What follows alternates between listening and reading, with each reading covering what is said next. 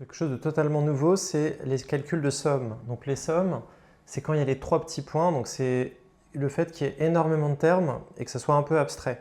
Donc souvent les élèves, ils auront un peu de mal là-dessus. Donc accroche-toi bien, on va voir comment gérer ce genre de choses. Alors, il y a 4 formules à connaître. L'idée, c'est juste il va falloir les apprendre par cœur assez vite.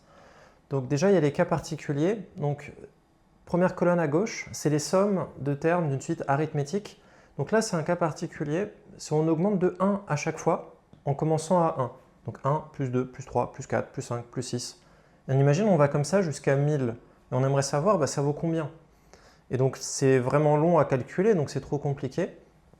Donc, il faut connaître cette formule. Donc, la formule, elle est toute simple. C'est le dernier terme facteur du dernier terme plus 1 sur 2. Donc, par exemple, si on va jusqu'à 100, ça fera 100 fois 101 sur 2. Donc, tu apprends ça, c'est pas compliqué.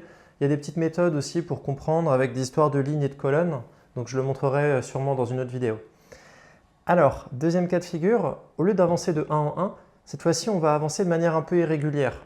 Enfin, pas irrégulière parce que c'est des suites arithmétiques, mais je veux dire, ce ne sera pas de 1 en 1, on ne va pas commencer, le premier terme ne sera pas forcément 1. Donc, c'est le cas plus général.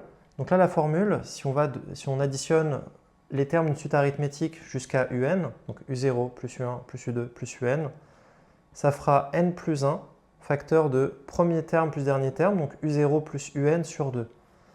Alors cette formule, elle marche bien avec ça, mais des fois la suite, elle ne va pas commencer à u0, elle va commencer à u3, ou alors le dernier terme, ce ne sera pas un. Enfin, en tout cas, il peut y avoir des décalages. Donc moi, ce que je te conseille, c'est pas de la prendre forcément avec cette formule-là, ça c'est bien de la connaître, mais ça c'est encore mieux.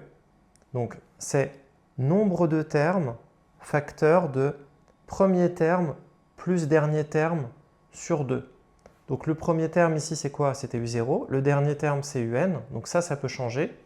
Le nombre de termes, il faut faire gaffe pour aller de u0 jusqu'à un. Là, ici, il y a n plus un terme, parce qu'on compte aussi le 0.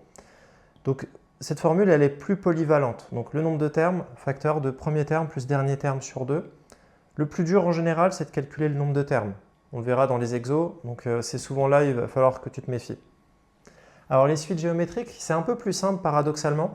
Donc les formules ne sont pas très agréables, mais on va utiliser la calculatrice. Donc cette fois-ci, on a le cas particulier, c'est quand on a un nombre plus une raison, la raison de la suite, qui va augmenter, mais à chaque fois, on va l'additionner, mais à chaque fois, on va rajouter 1 à la puissance sur cette raison.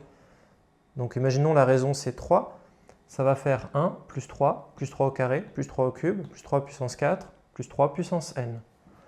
Et donc la formule, ce sera 1 moins la raison puissance n plus 1. Donc on va augmenter de 1 par rapport au dernier terme sur 1 moins la raison.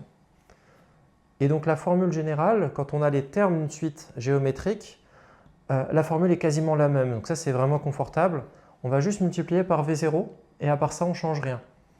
Et donc, si jamais on veut être un peu plus rigoureux, si on ne commence pas exactement à V0 ou si ça bouge un peu, la technique, ça va être d'abord, on va multiplier par le premier terme. Donc, premier terme, ici c'était V0, donc là, premier terme, ça va dépendre. Facteur de 1 moins Q puissance nombre de termes sur 1 moins Q. Donc voilà, donc c'est pas très compliqué.